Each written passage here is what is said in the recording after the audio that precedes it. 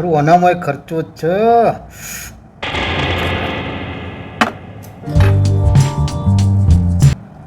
હાલો ચંદુ બોલું. હા બોલ. અલ્યા મેરા કેટલા ફોન કર્યા તને? કેટલા વાગે? 9 થી 11 માં સવારે. તે તારા જેમ નવરા થોડા છીએ. ઊંઘતો તો. હાલો હાલો હાલો. તારા અડબંગ જેવા છે. કાપી નાખો હોય તો ફોન શું લેવા કરતા હશે? અરે ડાર્લિંગ સાંભળો ને. હા બોલ.